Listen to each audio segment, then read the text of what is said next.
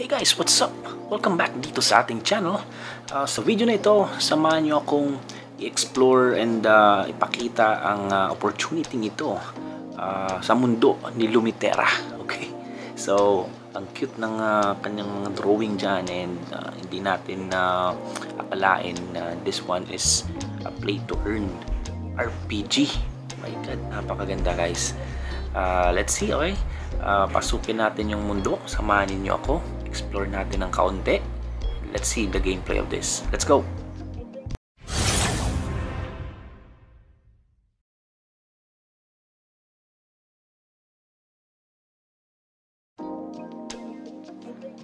Okay, so pag login dito, actually you can make use of your email, but what I did was to connect with my MetaMask. So connect nyo na yung inyong wallet direkta dito sa laro para naman yun, at least pag mayroon na kayong transactions in the future, hindi na tayo mahirapan.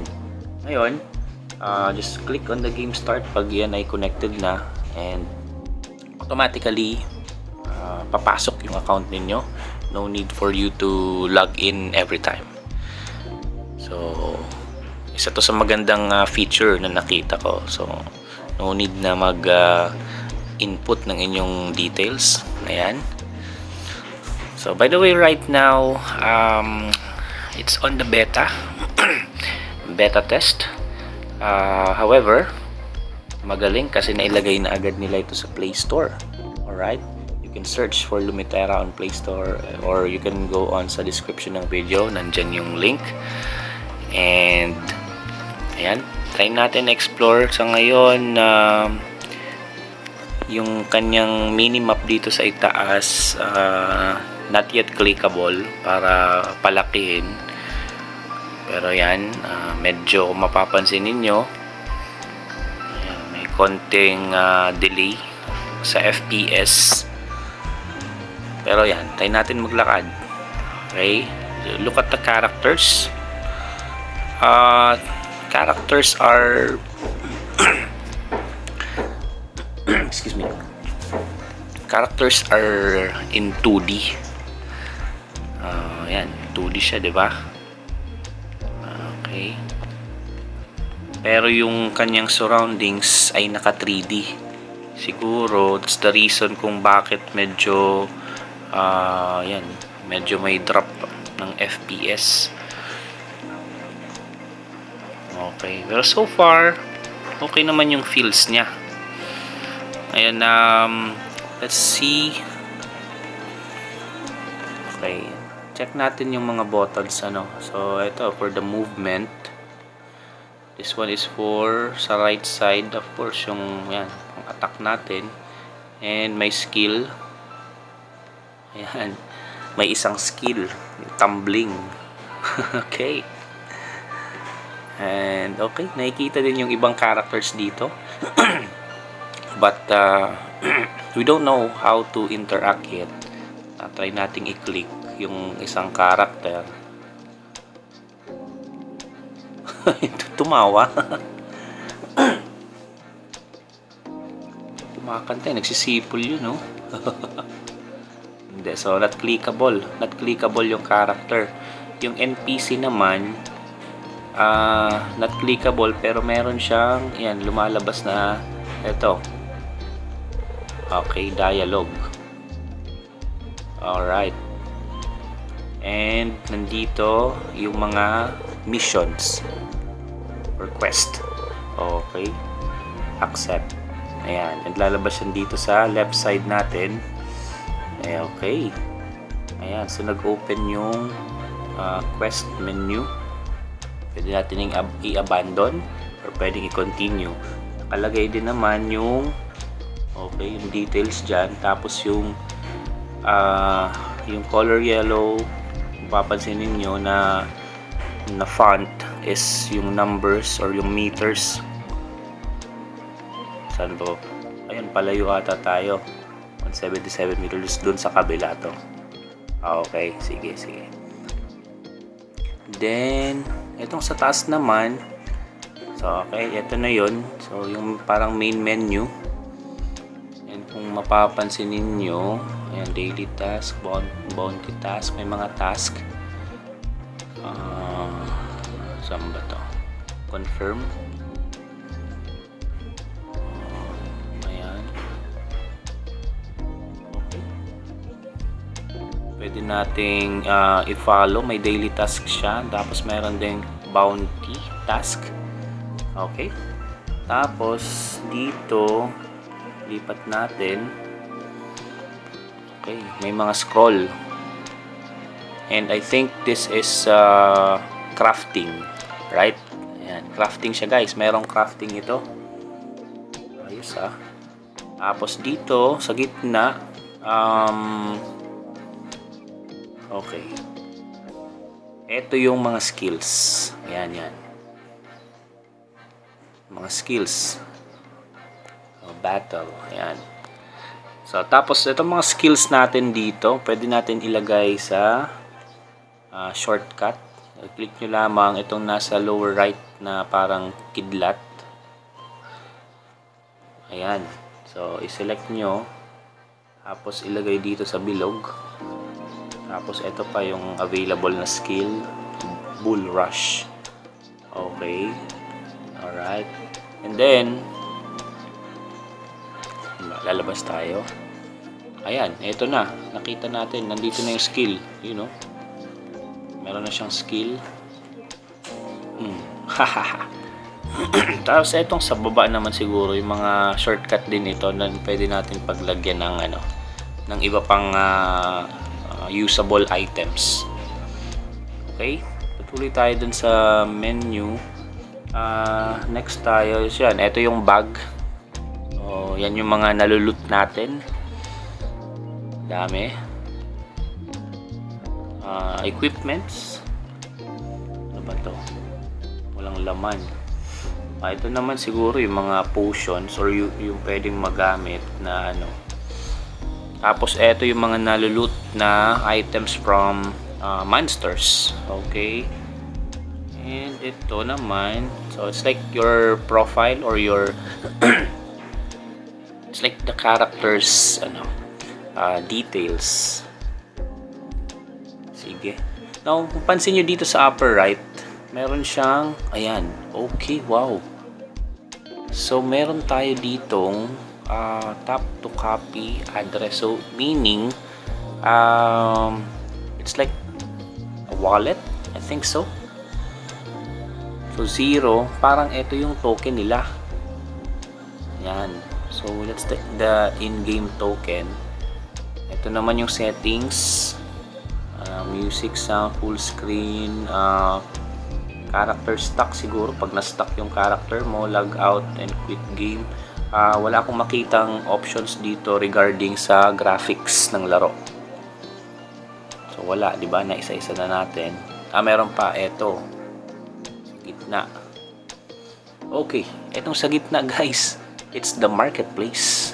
Now, hindi natin agad na mention pero yan makikita naman sa thumbnail ng ating video that this is a play to earn RPG.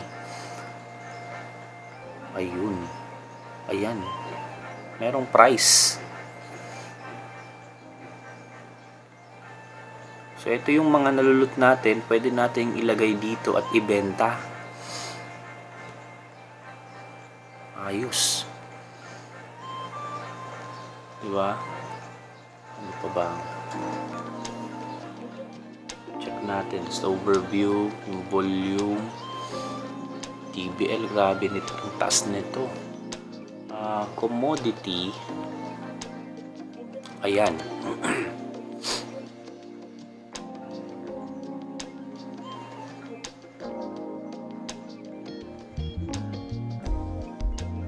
Okay. So, yung token, this color green na bilog na ito, according to what my brother said, ngayon ko lang naalala, it's called Lua, if I'm not mistaken. Okay. So, it's the in-game token na yan yung parang may ipon natin when we do this things in the marketplace, trade, sell. And then right after that, pwede natin ipagpalit sa I think USDT. Wala pang masyadong items, ano. Okay, so bagong-bago yung game guys, ha. Just last week ata. Yan. Okay, marketplace, and last one, itong isa. Ayan.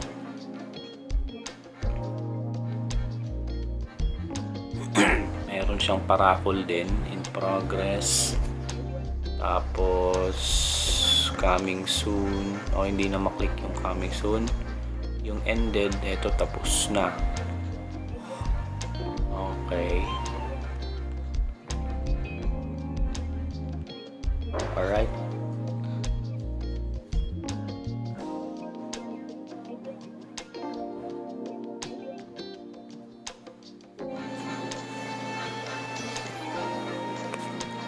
Ticket. So, those are tickets. So, yan. Patuloy tayo sa laro. Sige. Punta natin yung ano. Puntahan natin yung mission. Ano ba to? Yung daily task. So, dito tayo muna sa yan yung i-track natin.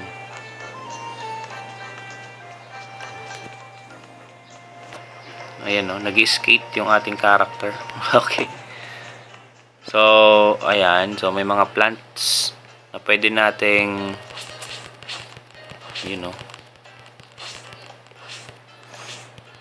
pwede siyang gamit ang espada, pero may specific na item para dyan.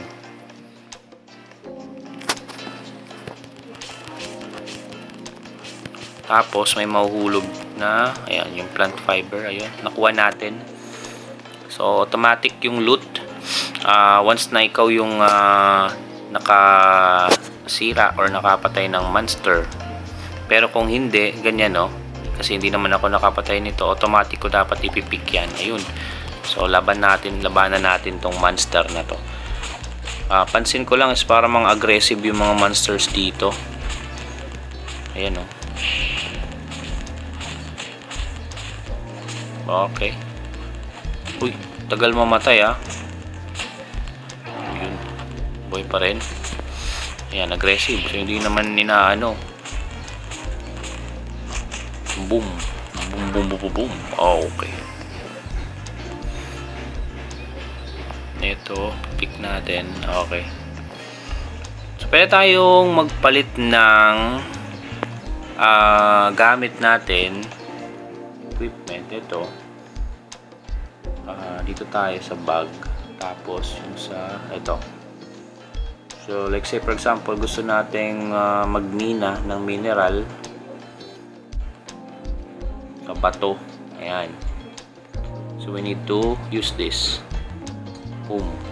Boom. Boom. Ayan. Okay. Pero kung sa plant, wala. Hindi natin ito magagamit. Okay. Papalitan natin siya ng another one. Ito, yung stone sickle. Pero hindi siya ginagamit sa stone, ha. Ibig sabihin, itong item mo ay gawa sa stone. Tapos, yan. Actually, yung espada pwedeng gamitin dito, Yun. Boom. Diba? Ngayon, pwede rin tayong mamutol ng kahoy. Pero, ibang equipment na din. Ibang equipment yung gagamitin natin dyan. Yung axe. Yan. Pwedeng wooden axe. Iron axe. Wooden axe pa rin. Sige. Let's use wooden axe. Ayun, Alright. So, I guess right now, more on gathering. Okay, gathering materials, gathering items. Itong si Lumitera dito.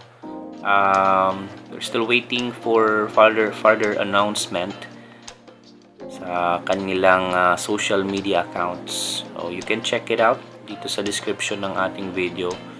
Telegram, Discord, Twitter, and so on. Okay? So, let's see. Try natin na lumayo pa.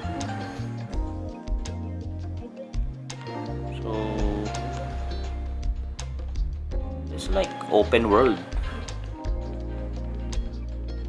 Sana ma-update nila yung pag-toggle ng minimap. Loot tayo kasi hindi nila kinukuha. So, ibig sabihin, hindi nawawala yung item.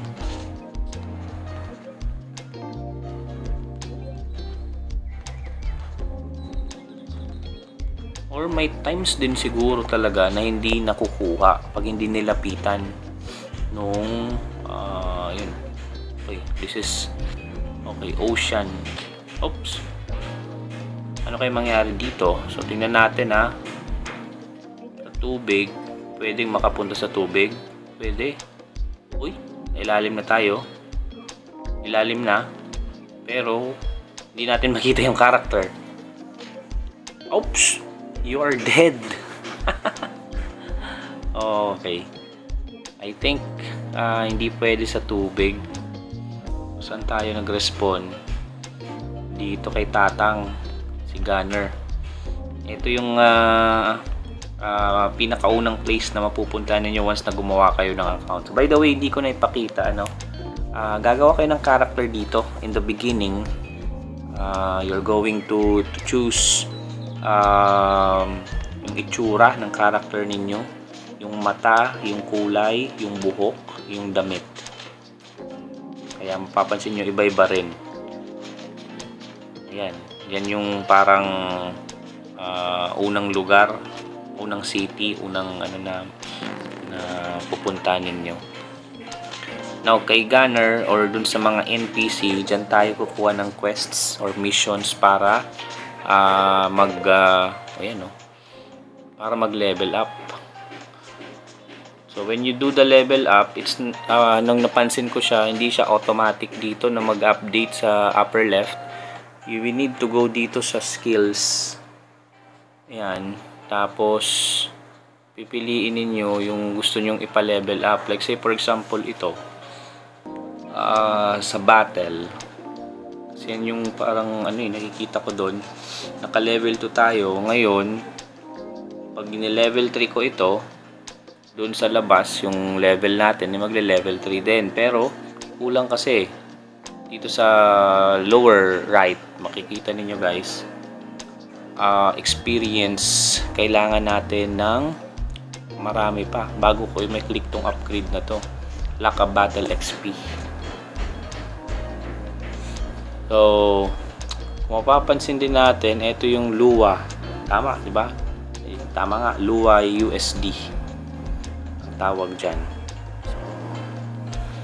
Sa color green na yan. So, ngayon yan.